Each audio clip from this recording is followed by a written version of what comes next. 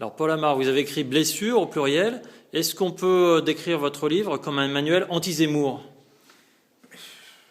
Vous êtes le premier à me poser cette question. J'ai jamais songé à Zemmour en l'écrivant, mais c'est vrai que, après avoir entendu Zemmour défendre par exemple Pétain et faire de Pétain son nouveau héros, et après avoir entendu Zemmour vanter les mérites du Front National et de la famille Le Pen, oui, on pourrait relire Blessure comme un livre anti-Zemmour, parce que je trouve qu'il porte une très lourde responsabilité. Il pense ce qu'il veut. Il roule manifestement pour le Front National, c'est clair, mais au moins qu'il l'assume.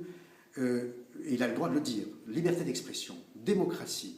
Mais à partir du moment où il dispose de tant de tribunes, à partir du moment où on peut le considérer comme un relais d'opinion efficace, et Dieu sait s'il l'est dans toutes ces émissions où il est invité, j'estime qu'il est de sa responsabilité non pas d'attiser, mais d'apaiser. C'est notre rôle. Il y va de notre responsabilité quand on est un relais d'opinion, quand on dispose de tant de tribunes, il est de notre responsabilité, tout en étant très lucide évidemment sur la situation du pays, d'apaiser les tensions et non pas de les attiser. Je constate que depuis des années, ce garçon passe son temps à opposer les uns et les autres, et pas seulement sur les questions communautaires, les questions raciales.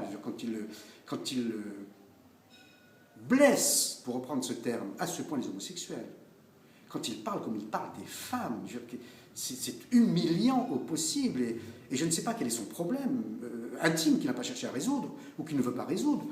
Donc je sors même du champ de la question communautaire ou des questions politiques pour me demander pourquoi Zemmour est à ce point violent contre, mais y compris contre les hommes, contre le statut du père aujourd'hui dans notre société. Mais vous m'avez déjà trop parlé, c'est lui faire trop de pub, parce que ça va faire encore vendre ses livres.